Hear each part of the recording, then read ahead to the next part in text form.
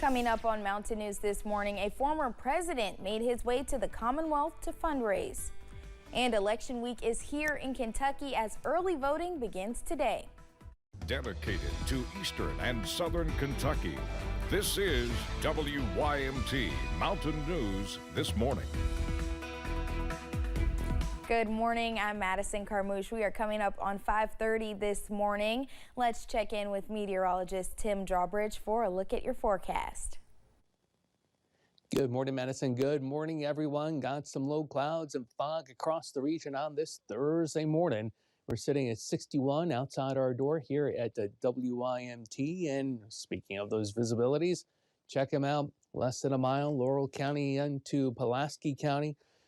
Rowan County, Moorhead, down 64 into Lexington, some issues. And then we also have some issues. Pikeville, extending into the Virginias. Charleston, a visibility less than a mile as well. Temperature-wise, mid and upper 50s, lower 60s for a lot of us. Good morning to you at Jacksboro. You're the hot spot this morning at 64. And check out the forecast as we head through today. The low clouds and fog slowly and surely burn off to a partly sunny sky. And the forecast high this afternoon approaching 78, 79 degrees. Our producer Rory's giving me time cues and yawning. It's one of those mornings you want to pull the blankets back over your head with the low clouds and fog. But hey, we're going to give reason for you to get out of bed and jump into some sunshine. First Alert 7-day forecast is coming up in just a few moments. Madison? All right, Tim, thank you. Former President Donald Trump made a stop in Lexington for a private event hosted by Kelly and Joe Kraft.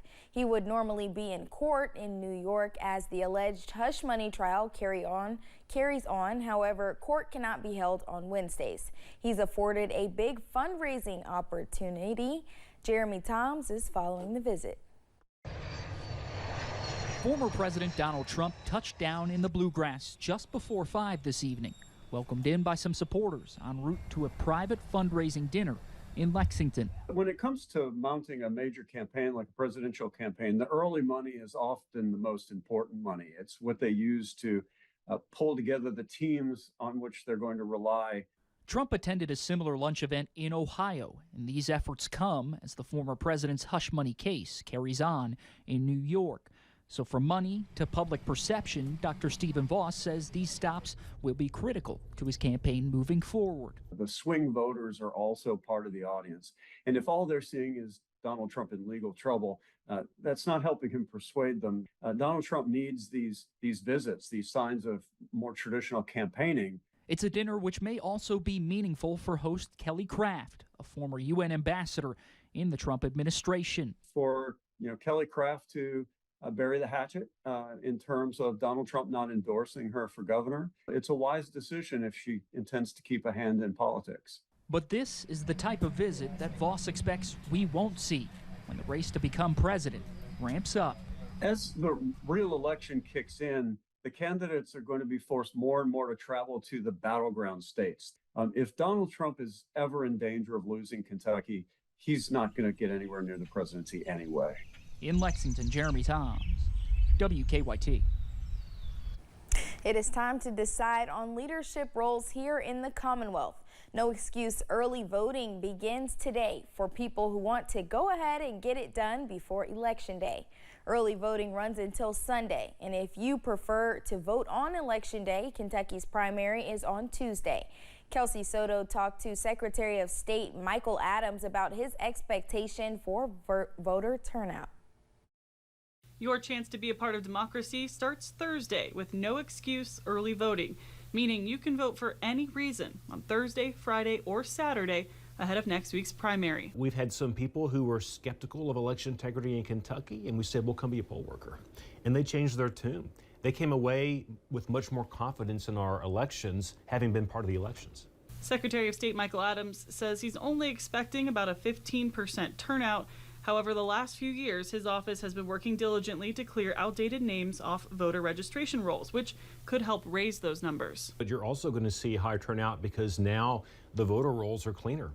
And we took off several 100,000 people who had moved away or passed away or had been put away. And when you have a lower denominator, that means you have a higher overall turnout. There are at least 20 legislative races that will be decided in the primary, which is 16%, where it's just members of one party running. Adams tells me he's been studying turnout demographics.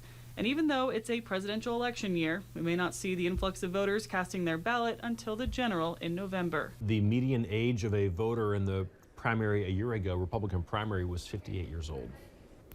That number skews much, much younger in a general election. So in a primary election, at least on the Republican side, it's a much older demographic by about 30 years. In Frankfort, Kelsey Soto, WKYT.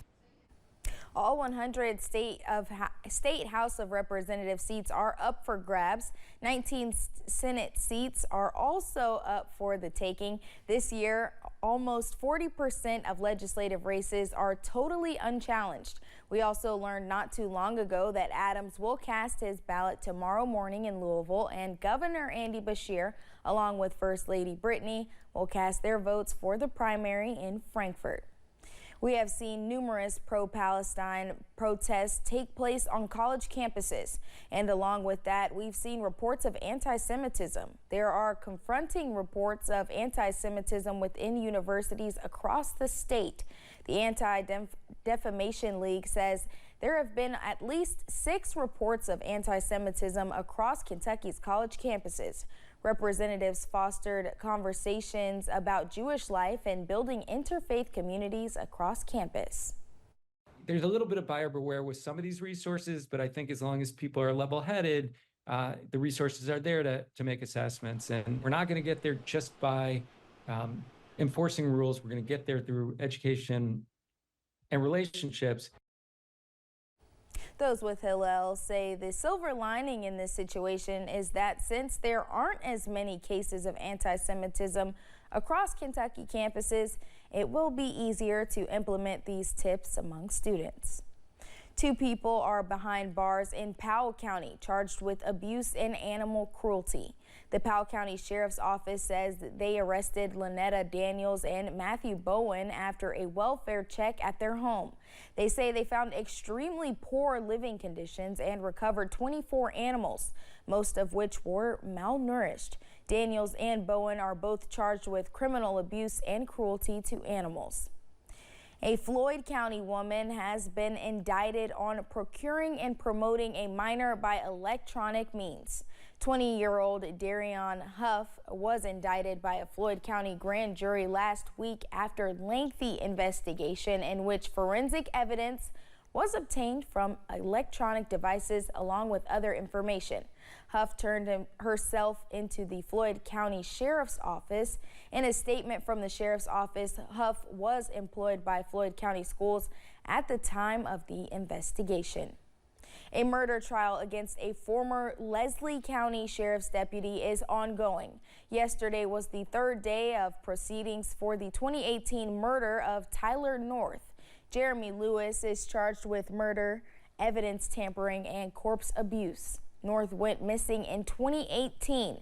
His remains were found 2 years later and identified in 2022.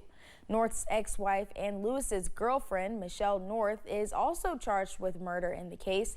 Officials say a verdict will not be reached until next week. 4 people have been arrested in connection with a stolen truck case out of Laurel County. 45-year-old Terry Brandon Browning, 36-year-old Margie Bowling, 40-year-old Bridget Murray, and 45-year-old Stephen Couch were arrested at a home near Philpott Road. Police made the arrest after they received information regarding the whereabouts of a 1988 Chevy pickup truck. Police were able to recover the stolen truck. We also have an update regarding a story we first told you about on Monday. The 4 dogs that were captured after a child was attacked in Whitley have been put down. The dogs' bodies were then sent to Frankfort for further testing. The attack happened at a home on Johnny Hollow Road in Rockholtz. The boy had to be flown to a hospital, according to officials. The injured child is still recovering and is stable. More than $1.5 million in funding has been approved to support workforce development in the Commonwealth. Governor Andy Beshear made the announcement on Wednesday morning. The funding, approved through the Bluegrass State Skill Corporation, will be used to assist the training and development of nearly 5,000 Kentuckians. This will include nearly 300 trainees at Cumberland Cooperage in East Bernstead in Laurel County. Monday marked the beginning of Police Officer Awareness Week. This week is the time where communities give thanks to our local law enforcement for protecting and serving us. Officials talked about what it means to serve their communities. Yeah, it is a very thankless job. Myself and I know my co-workers and other police officers across the state, they really do appreciate that, and it does mean a lot to us when people give us that recognition that it's not deserved. Well, we don't expect it, but we do appreciate it. Police Appreciation Week ends this Sunday, so take the time to show our local law enforcement what they mean to us. Still to come, Netflix is joining the gridiron with its new NFL deal.